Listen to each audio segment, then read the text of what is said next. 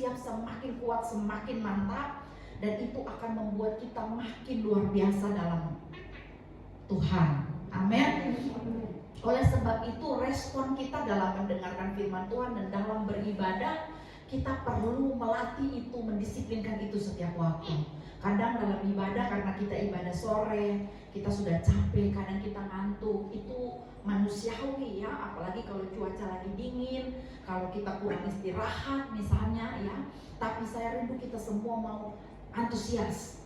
Oleh sebab itu kita harus responsif. Yang setuju katakan amin. Ya. Kalau bukan saja, saya selalu bilang bukan untuk mau terdengar rame ya, bukan untuk mau terdengar rame. Nanti petasan sisa akhir tahun kita bakar 2 biji di belakang udah rame lah tuh ya. Tapi ketika kita meresponi firman Tuhan ya, ketika kita mendengar dan hati kita bergelora, kita tersentak dan kita merasa iya, saya rindu itu terjadi dalam hidup saya. Lalu ketika kita meresponinya, kita berkata yes, amen. Kita bisa tepuk tangan, bisa angkat tangan, tidak ada yang melarang dalam ruangan ini. Amin. Biar itu menjadi sikap ekspresi kita untuk Tuhan.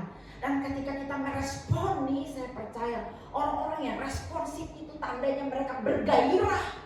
Dan orang-orang yang bergairah, mereka bisa menjaga kestabilan rohaninya.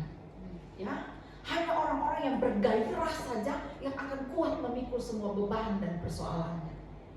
Amin. Amin. Sebab itu di tempat inilah kita melatih kegairahan rohani kita. Jadi ketika mendengar firman Tuhan, kita tidak cuma diam dan simak saja, tapi kita meresponinya. Kita tunjukkan ekspresi kita bahwa saya diberkati dengan ini. Dan saya percaya semakin kita meresponi, semakin luar biasa. Ketika malaikat bicara firman Tuhan, ketika malaikat sampaikan tujuan Tuhan, dan Maria mendengar itu lalu dia respon. Ya, waktu malaikat bilang kamu mau punya anak, dia dengar, dia merespondi. Ya, bagaimana mungkin aku belum bersuami? Tapi kalau itu kehendakmu, jadilah padaku sesuai kehendakmu, karena aku adalah hambamu. Karena kita dengar firman, kita bilang bagaimana mungkin? Ya, orang hidup saya lagi begini, sampai sekarang nggak ada jawaban doa, orang sampai sekarang tidak ada perubahan, pemulihan belum terjadi, bagaimana mungkin? Tapi ketika kita beresponi dan kita berkata, kalau itu mau aku ikut mau Tuhan, jadilah padaku sesuai kehendakmu. Saya percaya detik itu perubahan terjadi. Pemulihan mulai terjadi dari perkataan iman. Yang setuju katakan amin. Dan respon Bapak Ibu Saudara-saudara yang ada di tempat ini, saya percaya itu adalah perkataan iman. Perkataan iman akan melahirkan tindakan iman. Kalau saudara meresponi, tandanya saudara percaya. Dan kalau saudara percaya, terjadilah sesuai dengan apa yang saudara percaya. Haleluya. Jadi hari ini saya mau bicara singkat saja, cepat saja. Hidup dengan sikap siap. Kita baca satu ayat, Matius pasal 25 ayat 13. Matius 25 ayat 13. Kita mau baca sama-sama, suara yang antusias. Ya, telinga harus dengar apa yang kita baca.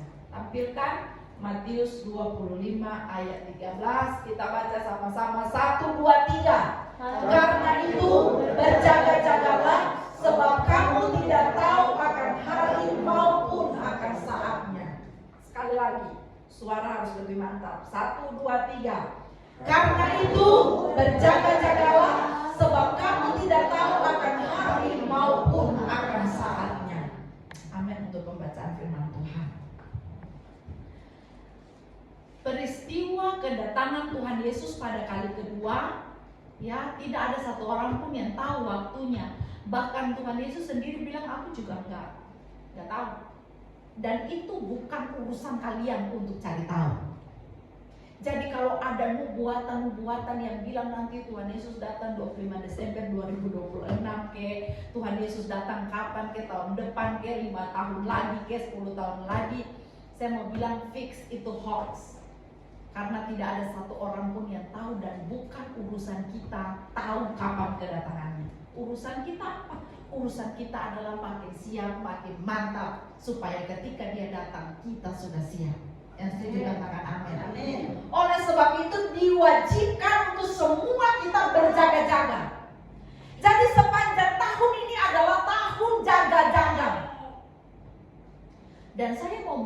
tahu posisi kita. Kita semua jemaat GBI Hope Impact Mangga Besar, tahun ini kita seperti prajurit. Mulai taruh di alam bawah sadar kita, di pikiran kita, sepanjang tahun ini kita semua akan seperti tentara, anak Tuhan yang seperti prajurit yang sejati. Yang setuju katakan amin. Ya, kalau di upacara bendera, ya, siap, gerak. Gimana langsung? Semua langsung sikap, siap ya. Sepanjang tahun ini kita lagi siap gerak. Ketika komando itu turun dari atas untuk kita siap di tahun ini, makin siap. Saya mau bawa pikiran saudara supaya kita bisa ngerti. Jadi khotbah hari ini sangat simpel. Coba saudara sedang bayangkan saudara ada di upacara bendera, lalu ada komandan, aba-aba yang diteriakkan dari sana, siap, gerak. Saudara siap atau istirahat di tempat? Siap. Dan sikap siap itulah yang akan kita terapkan di sepanjang tahun ini. Dan orang yang sedang siap, dia tidak memusingkan apapun yang terjadi di samping kiri dan samping kanan. Teman di sebelah sedang muntah, sedang pusing, sedang jatuh, dia tetap harus sikap siap. Ya, artinya orang-orang yang benar-benar mantap di dalam Tuhan, fokus dengan Tuhan. Jadi ketika kita sedang ada dalam sikap siap, kita tidak bisa istirahat dan santai sembarangan. Dan sepanjang tahun ini taruh dalam hati semua kita sikap siap sepanjang tahun ini. Tidak boleh ada yang santai. Cobaan bisa datang kapan saja. Dan kalau datang persis kita lagi santai, pintu pagar lagi kebuka, selesai. Untuk semua kita, setiap tahun kita punya tema selalu hidup. Kita semua menghidupi tema kita dan terjadi di pribadi masing-masing. Jadi setiap akhir tahun itu selalu was-was menerima tema awal tahun. Dan saudara tahu kalau tahun ini Tuhan bilang harus makin siap, artinya ada banyak tantangan yang harus kita lewati di tahun ini. Jadi harus pasang kuda-kuda rohani. Salah satu saudara kita yang tidak datang hari ini, Ibu Nova dan Pak Marlinton. Ya, Ibu Nova mamanya sedang sakit di rumah sakit, mertuanya sedang sakit di Medan, ya, motor hilang kemarin di Indomaret, banyak sekali ujiannya, ya, berjaga-jagalah selalu. Saya langsung ingatkan di grup untuk semua pelayan memang harus berjaga-jaga. Even mau masuk ke dalam Indomaret, motormu kau harus berjaga-jaga. Ini berlaku untuk semua jasmani dan rohani, ya. Yang motor-motor metik kunci ganda kalau tidak ada penjaga parkiran. Kadang penjaga parkiran pun lalai, begitu ya, karena nggak saking banyaknya. Oleh sebab itu semua harus berjaga-jaga dalam semua lini kehidupan. Ya, hari ini sebenarnya kita tadi masuk, Jeden tuh lagi tidur pulas dan nggak bisa dibangunin. Ya, dalam hati ya udah lagi kalau tidur bisa 2 jam kok. Kita ke gereja aja, dia tidur aja di rumah. Tapi saya langsung ingat, berjaga-jaga selalu. Jangan buka celah, jangan buka pintu pagar. Segala kemungkinan bisa saja terjadi ketika kita kecolongan sedikit. Jadi sepanjang tahun ini jangan kecolongan. Amin. Tutup semua celah, tutup semua pagar, tutup semua pintu. Semua harus berjaga-jaga. Ya, semua harus luar biasa. Seorang prajurit tidak pernah hidup dengan sikap santai dan ceroboh. Hari ini kita semua sudah menjadi prajuritnya Tuhan. Amin. Sejemaat ini semua adalah prajuritnya Tuhan. Dan kita tidak boleh hidup dengan sikap santai dan ceroboh. Ya. Prajurit selalu dilatih untuk siap setiap saat, siap menerima perintah, siap menghadapi musuh dan siap berkorban. Kenapa dia harus siap setiap saat? Ya, karena musuh juga siap setiap saat. Iblis juga siap setiap saat untuk datang menghantam kita. Pencobaan selalu siap setiap saat, kita siap 24 jam. Oh, lebih daripada itu iblis semakin siap untuk menyerang kita. Jadi bagaimana kalau kita hidup santai-santai, sementara dari pihak lawan dia selalu siap untuk makan kita? Ya. Jadi kenapa orang percaya, kenapa jemaat ini harus sepanjang tahun ini dan selama-lamanya kita harus selalu siap? Karena kita akan siap menghadapi musuh selalu. Jadi nggak boleh ada yang santai. Siap menerima perintah, siap menghadapi musuh, dan siap berkorban. Dalam kehidupan rohani, Alkitab juga memanggil kita semua dengan sikap siap, bukan lengah apalagi suam-suam kuku. Kadang saking seringnya kita beribadah, ini jadi rutinitas. Jadi datang begitu saja karena sudah terbiasa. Tubuh sudah terbiasa untuk minggu sore datang begini saja. Tapi saya selalu suka jemaat kita walaupun sedikit. Saudara bisa rasa atmosfernya beda. Saya beberapa kali khotbah di tempat lain, pergi ibadah tempat lain. Suasana penyembahannya kita di sini sedikit, tapi suasana penyembahannya indah. Kita bisa menikmati, mengalami. Sebab itu saya selalu bilang ke WL, ya, kita di sini bukan mau cepat-cepatan dengan jam. Ya, Roh Kudus itu dia teratur. Ketika dia melawat kita, saya percaya semuanya akan pas dengan jam. Ya, tapi nikmatilah. Saya selalu bilang kalau kamu belum merasakan Tuhan, kenapa bilang amin? Kalau sedang berdoa dan belum menikmati Tuhan, tidak rasa apa-apa dalam doamu, mengapa bilang amin? Kalau kau bilang amin tanpa merasakan Dia, tidak akan ada sesuatu yang terjadi. Tapi kalau ketika kau panggil Bapa dan ada getaran di hati, engkau merasakan Dia hadir di situ. Walaupun cuma bilang Bapa terima kasih, amin, gak apa-apa. Yang penting kau mengalami, merasakan Dia. Begitu juga dalam penyembahan. Semua harus luar biasa. Itu tuh ketika kita selalu dahsyat dalam ujian penyembahan, doa, baca firman, dan saudara dengar, saudara responi, berdoa pun sama, memberikan persembahan pun semua dengan sikap siap, memberi dengan sukacita, dengan senyum, dengan kebahagiaan. Saya percaya itu akan menjadi kuda-kuda rohani yang luar biasa bagi kita. Yang setuju katakan amin. Itu menyegarkan kita. Jadi jangan suam-suam kuku. Orang yang suam akan dimuntahkan. Tuhan bilang, berbahagialah kamu kalau kamu panas atau dingin, jangan hangat. Jadi kalau kita mau cinta Tuhan yang benar. Ya? Kalau putuskan menjadi anak Tuhan, sepenuhnya jadi anak Tuhan. Tapi jangan suam-suam kuku, sekarang sungguh-sungguh, besok nanti aja dulu. Gak bisa. Semua akan serius dengan Tuhan. Sepanjang tahun ini, saya rindu kita jemaat di sini berkemenangan. Setiap orang yang selalu berjaga-jaga akan susah ditembusi. Tantangan sebesar apapun, kalau datang dan kita sudah mantap, pintu pagar terkunci rapi, tidak akan terjadi sesuatu. Amin. Firman Tuhan bilang waspada karena kamu tidak tahu pencuri datang kapan. Jadi sebelum tidur kunci pintu. Firman Tuhan bilang jelas. Karena kita terlalu lengah dengan kehidupan, karena kita cuma pikir makan, minum, dan pakai. Aktivitas kita keseharian, kita lengah dalam hidup. Sehingga badai datang kapan saja, tantangan datang kapan saja, kita hancur, kita redup, kita kecewa, kita mati, kita kalah, kita kecewa, kita lari tinggalkan Tuhan.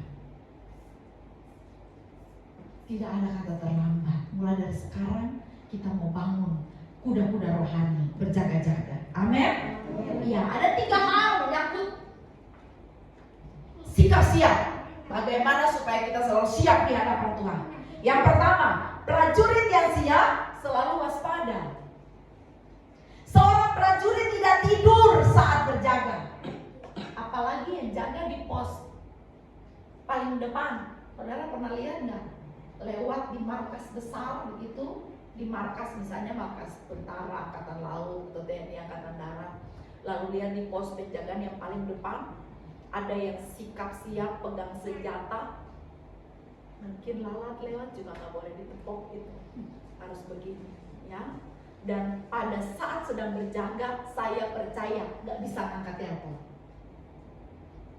Biarkan istri mau melahirkan, angkat telepon nggak? Nggak bisa. Ketika sedang berdiri berjaga, saya mau bilang ini gambaran bagi kita sepanjang tahun ini.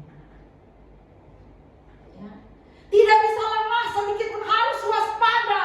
Karena di dalam kelemahan kita yang cuma sedikit itulah di situ terjadi sesuatu yang tidak baik. harus jaga-jaga. Amin. Dalam pelayanan pun, dalam hubungan pun harus jaga-jaga. Karena segala yang tidak kita inginkan bisa saja terjadi. Ya, kadang gini, hal mana yang paling bikin kita sensitif? Kadang itu yang dikorek duluan. Saya paling sensitif misalnya menyangkut jeden contohnya. Dan saya harus jaga-jaga, harus doakan terus, pasang kuda-kuda rohani. Saya harus jaga-jaga, saya harus lakukan apa? Minta kepekaan sama Tuhan. Ya, menyangkut Bapak Stevi misalnya, saya harus berjaga-jaga. Ya, melayani dengan baik, menjadi seorang istri dengan baik. Makanya bisa hari ini 18 tahun usia pernikahan kami.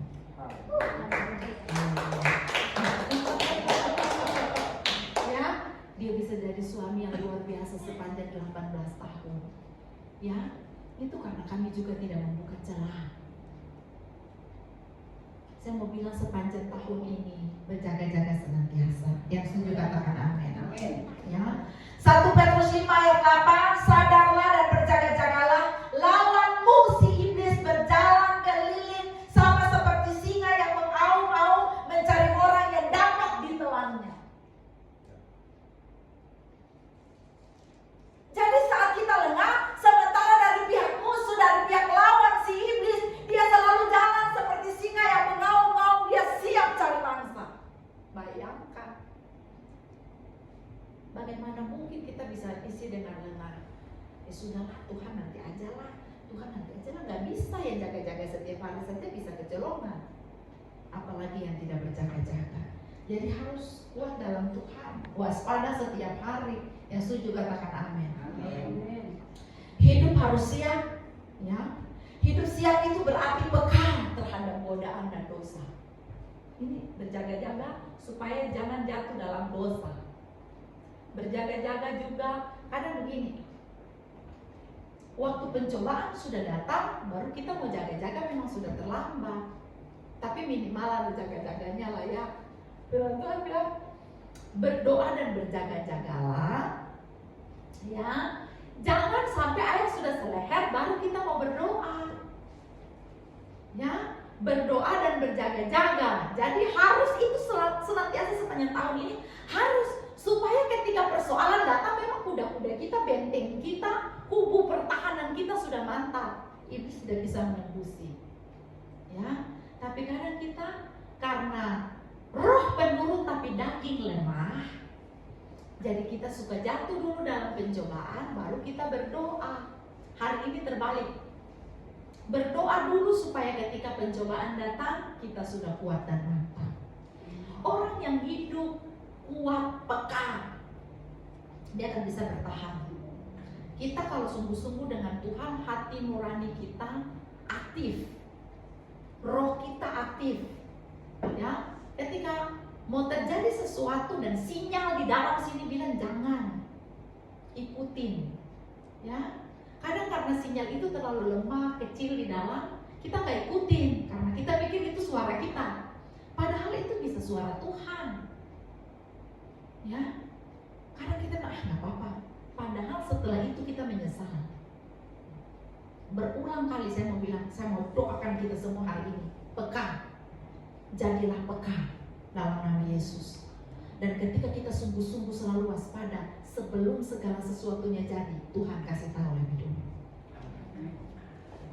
Ya, dahsyatnya Tuhan kita, barang siapa yang bergaul karib dengan Tuhan, dia akan menyatakan apa yang tersembunyi bagi dunia, disingkapkan dulu bagi kamu. Sebelum segala sesuatu terjadi, Tuhan ngomong duluan. Bukankah luar biasa?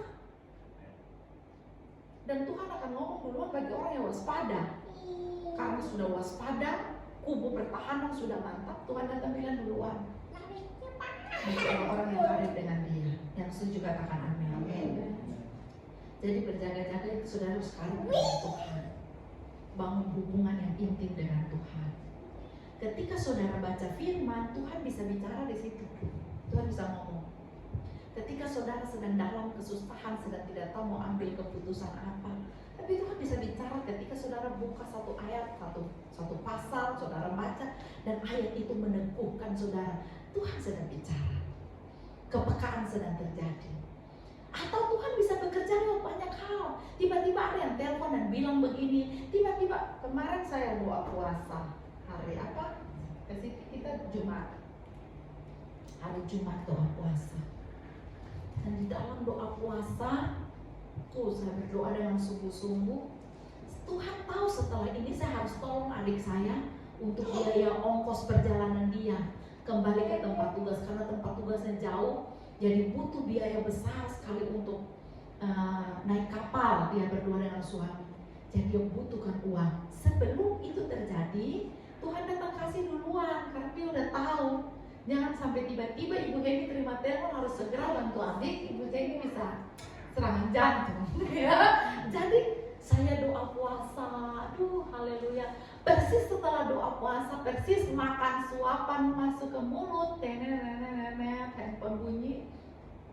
Dan waktu saya angkat, tiba-tiba seseorang yang tidak saya sangka-sangka dan duga-duga bilang begini, Ibu Hemi tolong kirim nomor rekening. Terus saya selalu pikir, untuk gereja atau untuk pribadi kan? Kalau untuk gereja ya rekening gereja, atau untuk pribadi begitu kan?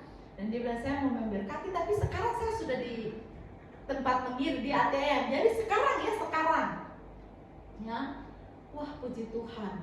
Persis bunyi konfirmasi masuk, hati baru bahagia. Telepon bunyi dari sana. Ya, tolong sudah diwajibkan dia harus bertugas hari Senin, tapi sampai sekarang belum ada kapal dan dia harus segera pulang. Itu berarti harus sewa longboat dan itu harganya 2,5 juta. Sekali sewa perahu mesin ke Tinting, ya harganya 2,5 juta. Luar biasa, ya kan? Tapi sebelum itu Tuhan tahu dia kasih duluan. Tuhan kita sangat luar biasa. Sebelum persoalan jadi, kalau saya tidak berjaga-jaga, tidak ada dalam sikap puasa, ketika telepon itu masuk, saya pasti akan sedih dan pasti akan putar otak seharian. Gimana caranya dapat uang untuk memberkati adik saya? Kan begitu kan? Nah, tapi karena sikap berjaga, waspada senantiasa, sebelum segala sesuatu terjadi Tuhan kasih tahu duluan. Ya, karena sebelum ada duka, sebelum ada merasakan sesuatu, kita sudah dikasih tahu duluan. Satu saat saya sedang tidur tengah malam dan Tuhan bangun berdoa.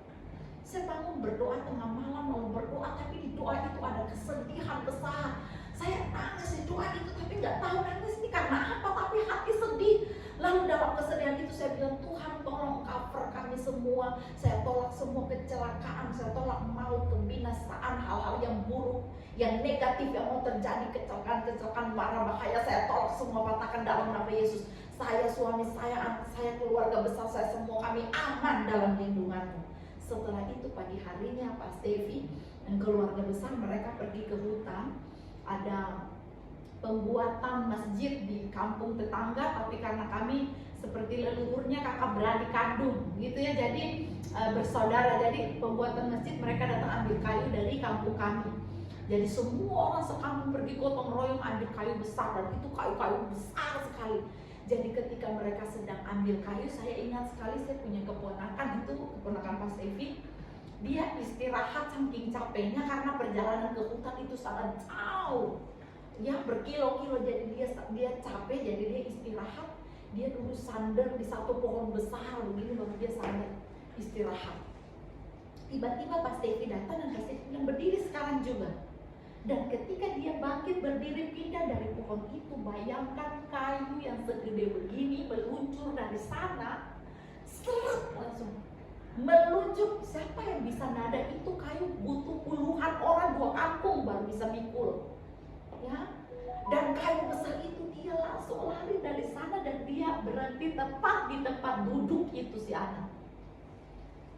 Sepersekian detik. Kalau tidak disuruh berdiri sama Pak Stevi, bisa hari itu kami berduka. Ya, tapi bersyukur karena apa? Sudah tolak tadi pagi. Jadi kalau saudara tiba-tiba rasa kayak ada sedih, ada saudara nggak nyaman, saudara rasa seperti rasa berat, seperti rasa nggak ada masalah, tapi tiba-tiba kayak ada sedih dalam hati. Saya mau bilang, detik itu juga rohmu sedang memberitahu engkau bahwa ada sesuatu yang bisa terjadi. Batalkan itu dalam nama Yesus. Amin. Itu tandanya kita waspada, sigap. Tidak anggap enteng apapun sinyal-sinyal yang Tuhan kirim. Amin. Kalau saudara rasakan sesuatu, saudara bisa duduk dan tiba-tiba mengingat seseorang yang sudah lama sekali nggak diingat, tapi kok bisa tiba-tiba ingat dia, kayak kangen dia, mikirin dia. Saya mau bilang, ambil telepon. Kalau saudara ingat dan merasa sedih, doakan. Bisa saja sesuatu yang buruk mau terjadi dengan orang itu dan Tuhan kasih sinyal di saudara. Ketika saudara putuskan, Tuhan tutup sendiri sana. Saya ngalamin, saya bisa khotbahkan ini untuk saudara karena saya mengalami ini berulang-ulang kali.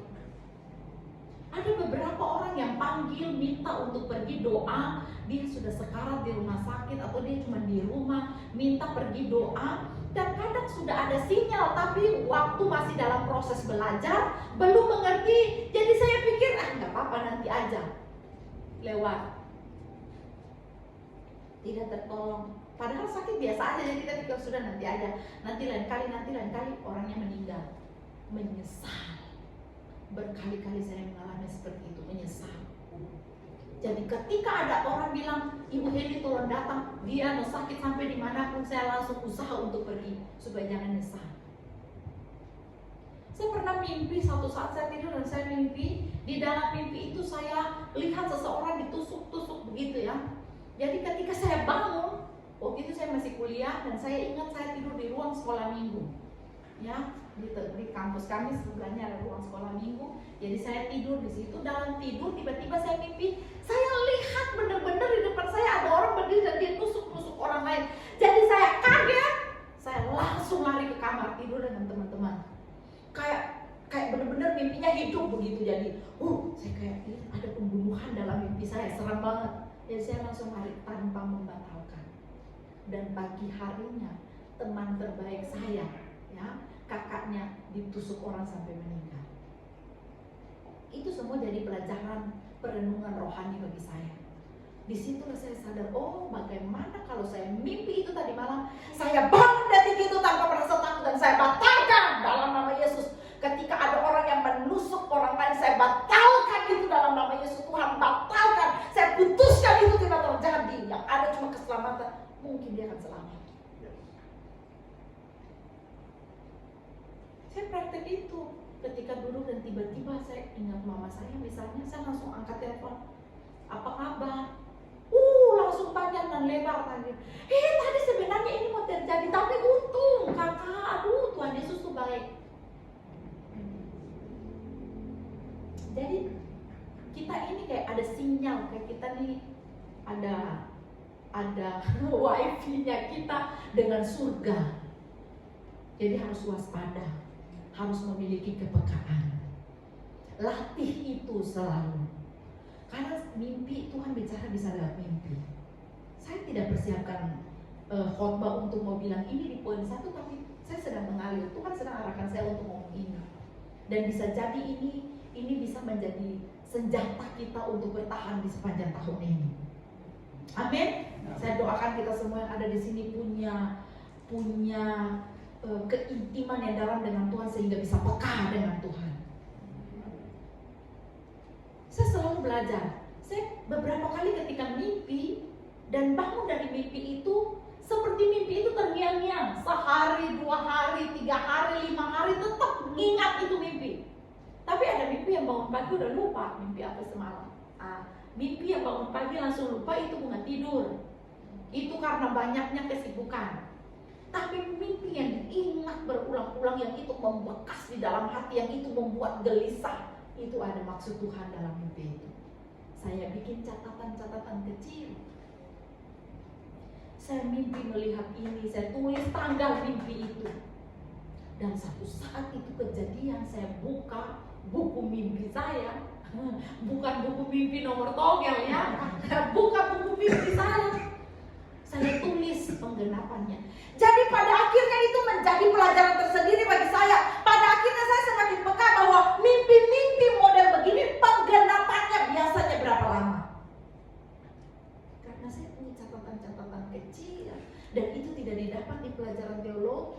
waktu lagi sekolah pendeta. Ya. Atau ada penglihatan, saya tulis, saya catat, saya ingat, oh penglihatan seperti ini, ternyata Tuhan wujudkan itu berapa tahun kemudian. Tapi saya belajar itu melatih kepekaan. Saya belajar membedakan mana kata hati saya, mana kata hati Tuhan, suara Tuhan. Ya, jadi kita semua harus belajar supaya kita bisa waspada. Tapi suara Tuhan itu biasanya bicaranya lembut, pelan. Saudara harus peka supaya tidak menyesal di belakang. Amin. Minta kepekaan. Semua Tuhan bilang carilah kau akan dapat, ketoklah pintu akan dibuka, minta kau akan diberi. Minta kepekaan sama Tuhan, pasti akan dapat. Amin. Supaya bisa waspada. Oke. Jadi makna rohani hidup harus peka terhadap godaan dan apapun itu, setiap hari harus peka. Suara Tuhan harus peka supaya kita bisa jaga-jaga dengan baik, waspada, kita tidak kompromi dengan dunia. Jaga hati, pikiran, dan perkataan, semuanya harus dijaga. Hidup dalam sikap waspada. Ya. Yang berikut, yang kedua, prajurit yang siap selalu punya perlengkapan yang mantap. Amin. Prajurit pergi perang, dia pergi perang bawa pena, pulpen. Pergi perang kosong-kosong aja, santai aja, nggak ada bawa apa-apa. Bisa begitu? Tidak bisa. Ada perlengkapan. Bapak Ibu kalau di tentara jalan kosong? Enggak. Di sini sampai berlapis-lapis begini di atas, ya kan? Pikul senjata jalan sampai agak begini sedikit saking banyaknya beban. Perlengkapan semua ada di situ sudah lengkap, ya kan? Sampai diajarin Abner mandi pakai kanepo, aduhnya, ya semuanya sudah luar biasa. Perlengkapannya nggak main-main. Dan saya mau bilang sepanjang tahun ini kita juga harus punya perlengkapan. Yang setuju katakan amin. Orang yang makin hari makin siap, makin mantap itu dia punya perlengkapan rohani. Tidak hidup biasa-biasa saja, 0 kosong besar, tidak bawa apa-apa untuk jaga-jaga sih, jaga-jaga sambil bawa perlengkapan. Amin. Jadi ketika iblis datang menyerang, perlengkapan kita punya senjata di tangan untuk menghadapi dia. Kalau nggak punya senjata habis. Ya, semua anak Tuhan harus punya perlengkapan senjata rohani. Yang setuju katakan amin. Ya, jadi prajurit tidak bisa pergi medan perang tanpa senjata. Kelalaian kecil bisa berakibatkan fatal. Saya ingat adik saya dalam dia salah satu tentara juga TNI AL, dia marinir. Jadi dia cerita masa-masa sepanjang pendidikan, ya, nggak bisa tidur dengan benar. Lagi capek tingkat dewa, tidur harus tetap peluk senjata. Bila perlu diikat dengan tali sepatu, senjata harus diikat di badan. Karena bangun pagi kau kehilangan senjatamu, persis kau tidur sampai benar-benar terlelap, pasti senjata akan diambil. Dan coba-coba buka mata pagi hari gak ada senjata, tamat riwayatmu. Hal yang paling utama yang harus melekat di dada, di dalam jiwa seorang prajurit adalah senjatanya harus menempel dengan tubuhnya. Tidak boleh dipegang sama orang lain. Ya, begitupun kita anak Tuhan.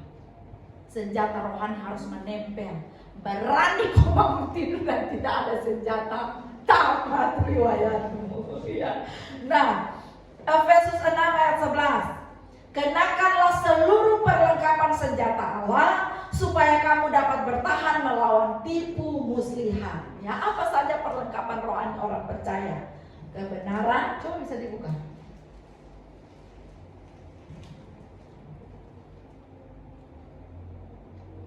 Efesus 6.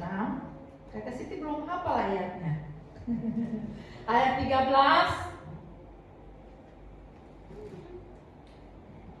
sampai 17.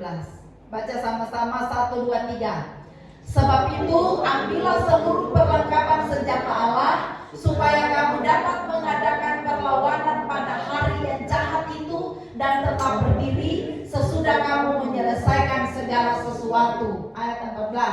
Jadi berdirilah tegak, berikat pinggangkan kebenaran, dan berbaju sirahkan keadilan. Sampai situ dulu. Ya, kebenaran dan keadilan itulah senjata kita yang pertama. Namanya orang benar, kok hidupnya nggak benar? Ini kan ada yang salah. Namanya kita adalah orang. Jadi hendaklah kita dikenal sebagai orang benar. Hari-hari ini bukan saja orang Kristen, bahkan pendeta banyak sekali yang malu-maluin. Ya, banyak sekali yang malu-maluin. Apalagi pendeta karismatik. Orang sampai bilang, wih, pendeta karismatik ini mata duitan. Begitu. Wah, semua orang sampai menuduh semua perpuluhan itu diambil pendeta. Enggak Bapak Ibu ya, itu dipakai untuk operasional gereja. Ya, mari jadi orang benar yang benar-benar benar. Pikirannya benar. Itulah orang benar. Disebut orang benar karena apa? Pikirannya benar. Semua yang baik, semua yang benar, semua yang disebut kebajikan, kemurahan, semua yang luar biasa, yang sedang didengar, dipandang oleh mata, pikirkanlah semuanya itu. Jadi pikiran kita setiap hari ada pikiran benar. Pikiran kenajisan, pornografi, pikiran-pikiran kejahatan, akal jahat, akal busuk, rencana-rencana yang tidak benar, singkirkan semua dari pikiran. Segala sesuatu mulai dari pikiran. Kalau pikirannya benar, hidupnya pasti benar. Amin. Ya, maka perkataannya juga akan benar, tidak pernah bicara bohong. Itu integritas. Kita namanya orang benar, bicaranya harus benar. Ya katakan ya, tidak katakan tidak. Walaupun kalau bilang tidak, nyawa taruhannya. Maksudnya harganya besar. Karena kalau mau jujur tuh harganya besar kan. Tapi lebih baik jujur sekarang daripada bohong putih dan bohong merah. Tidak ada bohong putih dan bohong merah. Yang ada cuma bawang putih dan bawang merah. Bohong kecil dan bohong besar sama dosanya. Ketika kita berbohong untuk kebaikan, kita pikir ini untuk kebaikan, berbohongnya kecil sih. Tapi saudara, bohong itu akan menciptakan bohong-bohong yang lain. Untuk menutupi terus, capek dalam hidup. Akan lebih luar biasa kalau hidup ini, jujur aja, bicara aja yang benar.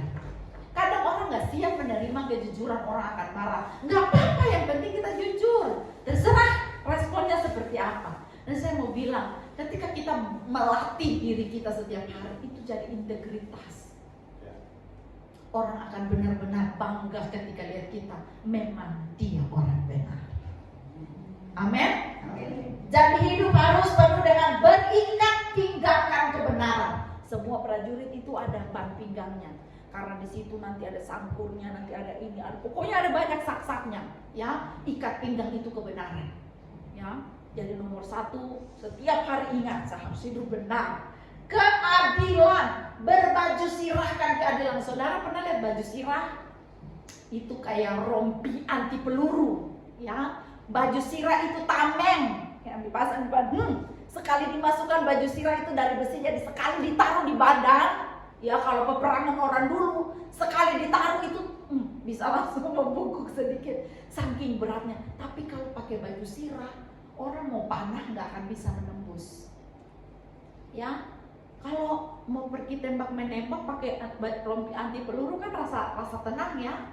Kalau ditembak kan setidaknya ada perlindungan dari depan. Itulah baju sirah kita, keadilan. Jadi apa-apa tuh harus adil. 2 anak harus adil. Ya, jadi jangan berpikir 2 istri nanti akan adil. Nggak akan adil. Di situ tidak ada keadilan. Kau sedang tidak pakai baju sirah. Ya, jangan jawab-jawab pikir.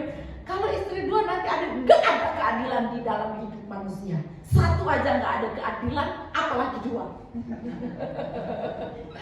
Ini ya, jadi baju sirah kita adalah keadilan. Yang ayat 15 lanjut, semua baca sama-sama. Kakimu berkasutkan kerelaan untuk memberitakan Injil damai sejahtera. Mau pergi perang harus pakai sepatu nggak? Apa nyeker? Harus pakai sepatu ya, harus kasut ya. kakimu berkasutkan, jadi kita harus pakai sepatu kerelaan untuk memberitakan Injil. Jadi sebenarnya orang yang memberitakan Injil, kepadanya diberikan kuasa. Jadi kita ini orang percaya, kita kalau mau punya kuasa, iblis tidak mampu menyerang kita, kita hebat dalam rohani, kuasanya akan berfungsi ketika kita memberitakan Injil. Maka itu firman Tuhan dalam amanat aku bilang, pergilah jadikanlah semua bangsa muridku dan baptislah mereka dan ajarlah mereka. Dan setelah itu ketahuilah bahwa aku menyertai engkau sampai kesudahan zaman. Penyertaannya itu penuh dengan kuasa. Jadi hidup ini akan mengalami kuasa yang luar biasa. Hidup kita, perkataan kita, semuanya mengandung kuasa yang besar kalau di dalamnya ada penginjilan.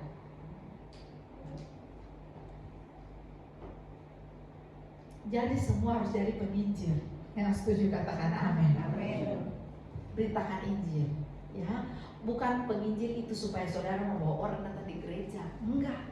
Beritakan Injil tuh yang ngomong tentang Yesus. Jadi setiap hari kita memang harus ngomong tentang Yesus.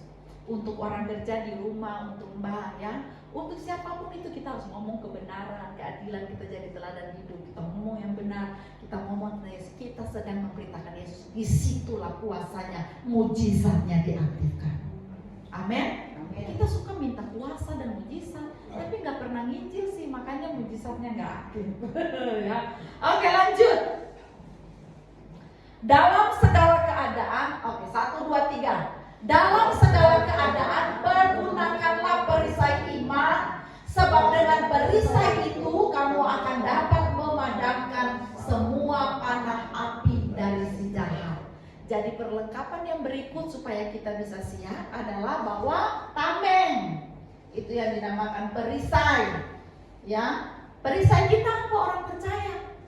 Jadi sebenarnya yang paling dahsyat perlengkapan kita ini iman. Tanpa iman kau tidak bisa melihat Tuhan. Tanpa iman tidak bisa apa-apa. Kita hidup karena iman. Jadi itu adalah tameng utama. Kita kalau hidup percayanya kita kuat untuk Tuhan. Iblis tuh cemen. Memang ada masa-masanya kita doa peperangan.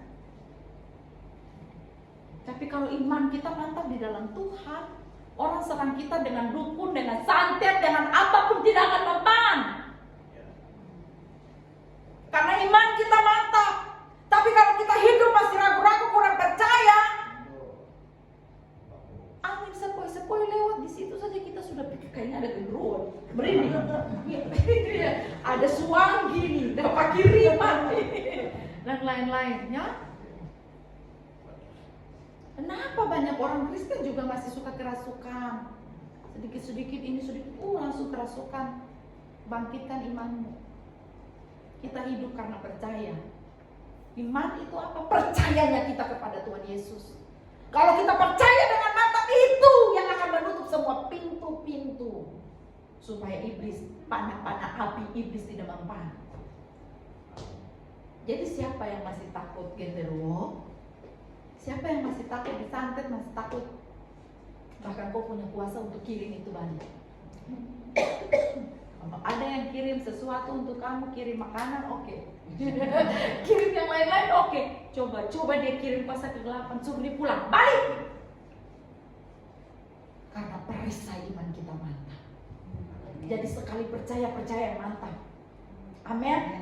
Siap-siap. Berani mulai dari besok ada yang kerasukan, saya utus saudara. Om Edi ada di mana posisi? Kalau dekat orangnya, Om Edi yang sikat di sana. Amin. Ya, ini hantam ini setan takut ini. Tuhan di bawah manusia, di bawah setan. Ya, lalu kita takut Tuhan, iblis juga dia takut Tuhan. Nah kita takut ke iblis, ini kan salah, bahaya, ya kan? Orang percaya suka dibodoh-bodohin, ya. Mau lewat di pohon besar, permisi anak babi mau lewat. Siapa yang anak babi di sini? Ya kan? Oh, mari tahun ini tahun kedahsyatan bagi kita. Amin. Amin. Kita kuat menghadapi tantangan apapun, apalagi soal-soal kecil macam itu. Oh, mantap itu. Kita injak-injak di bawah kaki. Iya kan? Semangat? Lanjut kakak. 17. Dan terimalah ketopong keselamatan dan pedang roh, yaitu firman Allah. Yang paling luar biasa, firman Allah, pedang. Jadi yang lain tadi untuk melindungi diri, tapi untuk menumpas musuh, kau cuma butuh firman Allah. Ya, yang lain-lain tadi yang hidup dalam kebenaran, beritakan Injil, punya iman, itu tuh untuk mengcover diri. Ya, tapi untuk melawan musuh, untuk hajar itu musuh jatuh bangun, kau cuma perlu firman. Makanya firman itu dibaca, direnungkan siang dan malam, diperkatakan, dipikirkan setiap saat. Proses 3 itu harus melekat di hidup kita. Pertama, baca. Waktu baca harus apa? Telinga dengar. Yang setuju katakan amin. Baca firman Tuhan itu telinga dengar. Jangan baca dalam hati. Percayalah 2 ayat kau sudah ngantuk. Jangankan baca Alkitab dengan khotbah aja ngantuk. Gimana kau baca Alkitab? Ya? Bapak Stevi itu bukan dibaca Alkitab. Berani saya menyembah kalau suara saya sudah mendayu-dayu. Walaupun dia insomnia berat, pasti dia tidur pulas, mimpi di rumah. Jadi kalau dia lagi susah tidur, suruh aja ibu Eni menyembah dalam rumah. Persis dia dengar belum sampai di ref, dia sudah tidur mati. Saudara, pertama baca firman, baca suara harus kuat, telinga harus dengar. Telinga mendengarkan, iman bertumbuh. Amin. Setelah baca, pikirkan, renungkan siang dan malam. Supaya tidak ada kesempatan untuk memikirkan hal-hal yang lain. Pikirkan yang tadi kau baca. Oh iya ya, pikirkan, oh seperti ini. Pikirkan tuh mengimajinasikan, merenungkan. Bawa terus. Semakin lama kita pikirkan, semakin menguasai kita punya alam bawah sadar. Setelah dipikirkan, maka kau akan bertindak hati-hati sesuai apa yang kau baca itu. Jadi setelah kita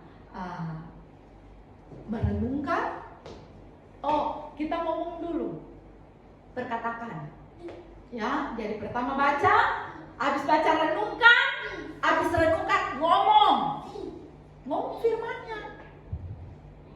Ketika persoalan datang, ngomong itu firman dikasih sebagai senjata. Jangan tunggu mau lihat kuburan dulu baru kita ada kuasa dalam darahnya, darah domba Allah. Ya memang lagu itu mempan sekali. Ya, ada banyak ayat lain yang mendukung. Ketika kamu sakit, perkatakan firman itu. Kalau kau renungkan itu siang dan malam, kau perkatakan, aku percaya oleh bilur-bilur darah Yesus, aku disembuhkan. Kan ini perkatakan. Kalau kau sudah renungkan, baru kau perkatakan, ayat itu bekerja. Tapi kalau kau tidak pernah renungkan ayat itu, lalu kau cuma baca di kiriman orang lain, oh ya kita turut mendoakan ya, oleh bilur darah Yesus kamu disembuhkan. Lalu kita cuma baca dari WA itu, lalu kita oh iya oleh bilur darah, oh ya saya sembuh, amin. Kurang mantap. Tapi kalau kau baca itu, kau renungkan itu baik-baik, dan kau perintahkan sakitmu sembuh dalam nama Yesus, pasti terjadi. Amin. Jadi perkatakan, ngomong firman. Hari-hari ini menghadapi iblis harus ngomong firman. Ya, aku tidak lemah, aku kuat, aku hebat. Masalah ini bisa terselesaikan. Aku punya solusi, jalan keluar. Tuhan akan buka jalan. Mulai sekarang ngomong. Ya, karena baca kita tahu kita ngomong. Ketika kita baca kita ingat janji itu, kita omongin luar biasa. Ada waktu-waktu ketika saya sudah lemah, saya bilang segala perkara dapat kutanggung di dalam Tuhan yang menjadikan segalanya baik bagi saya. Ketika hal-hal yang buruk terjadi, saya menangis daripada bertanya-tanya kenapa Tuhan. Jangan suka mengasihani diri. Ya, ketika persoalan datang dan bilang kok saya yang paling apes di dunia ini, saya paling malang. Kok dia baik-baik aja ya? Tuhan kok pilih kasih ya? Kok hidupku terlalu begini? Ketika kita berikan kesempatan untuk mengasihani diri, itu bagian paling dahsyat iblis akan goncang hidup kita. Bisa bunuh diri. Ya, Yang Indonesia Timur, kalau lagi galau jangan dengar lagu Ambon, pasti cari tahu. Makanya anak muda di Indonesia Timur tuh banyak yang mati bunuh diri karena apa, lagunya galau semua. Ya kan? Cepat, jangan cari lagu Ambon, baca firman Tuhan. Putus pacar jangan cari lagu Ambon, baca firman Tuhan. Oh, ketika kita baca, walau 1000 lembar di samping, 10.000 lembar di samping kan. Oh, Tuhan tetap jadi. Oh, langsung hati tenang, damai, tenang aja. Mati 1 tumbuh 1000. Iya kan? Ketika kita baca firman Tuhan, ada kekuatan akan kita terima. Dan itu adalah senjata kita. Saya praktek di banyak lini. Even suatu saat saya sedang kelaparan. Dan saya bilang, aku percaya anak Tuhan tidak akan meminta kita. Detik itu seseorang datang dan memberkatiku. Apa yang kau rindukan? Oh, saya perkatakan firman banyak hal. Ketika saya harus berhadapan dengan orang-orang besar, suatu saat saya harus masuk bicara dengan bupati. Oh, mau khotbah di depan bupati, lihat ada tekanannya tersendiri. Ya, waktu itu saya masih muda belia seumuran Rini, dan saya diundang untuk khotbah di kantor bupati. Wah, dan dari rumah sudah panas dingin dari rumah ya. Saudara, ketika saya mau maju, saya bilang, Tuhan, saya percaya. Saya berdiri ini adalah Kau yang berdiri. Hati raja-raja ada di dalam tangan-Mu. Ketika saya berbicara, dia akan mengalami kasih-Mu. Oh, dan Tuhan bekerja yang luar biasa. Berikut, hampir setiap bulan dapat jadwal khotbah di kantor bupati. Ya kan? Ayat firman mengalir dulu baru mujizat terjadi. Oke? Itu adalah senjata utama kita. Jadi jalan-jalan setiap hari kan ada bawa handphone. Di handphone itu wajib ada Alkitabnya. Amin. Amin. Ya, dan kalau bisa tetap harus beli bukunya. Kasihan lembaga Alkitab Indonesia jangan sampai tutup karena orang nggak beli lagi Alkitab. Ya, jadi semua yang belum punya bilang nanti kita gereja kasih. Ya, ada yang belum punya, semua harus punya ya. Itu kan senjata, bawa senjata bahaya loh. Harus tetap bawa. Oke. Jadi aplikasinya, jangan hidup tanpa firman, bangun iman melalui ketaatan, libatkan Tuhan dalam setiap keputusan. Dan yang terakhir, prajurit yang siap selalu taat pada komando. Ketika komando, aba-aba turun dari komandan, masa dia bilang tunggu dulu, sabar. Ya. Ketika komandan bilang pergi ke sini, semua tentara itu mereka cuma punya kata pertama yang ada di hidup seorang tentara adalah siap. Ya. Apapun itu, pokoknya kalau mereka mau jawab apapun selalu siap duluan. Siap, baru mereka ngomong jawabannya. Apapun itu siap duluan. Artinya hidup dia ya sudah dikutuk, sudah disumpah untuk hidup di bawah arahan komandan. Wajib, tidak bisa bilang tidak, sabar dulu. Waktu diutus pergi perbatasan di Gaza sana, masa mau bilang nggak bisa? Saya orang Kristen, saya baca Alkitab, jadi nggak bisa. Tidak bisa ya, harus tetap siap apapun itu. Saya lihat bapak-bapak tentara luar biasa di Aceh sekarang, bahkan tidur di atas lumpur. Ya, oh luar biasa, mereka kerja dengan luar biasa. Capek, masa mau bilang enggak, sabar dulu. Ketika komandan bilang tugas ke Aceh, kalau dia bilang enggak mau, saya di Jakarta saja, tidak bisa. Begitu juga dengan kita semua. Apapun yang Tuhan suruh, kata-kata kita cuma satu, siap komandan, siap Tuhan. Walaupun jalannya via dolorosa, siap Tuhan. Walaupun jalan ini sengsara, tapi asal Kau ada denganku, semua aman-aman saja. Amen. Karena waktu kaki sudah tidak kuat lagi berjalan, aku tahu Kau menggendong. Amin. Persoalan banyak, tapi aku percaya kalau ini Kau yang suruh, aku siap jalan.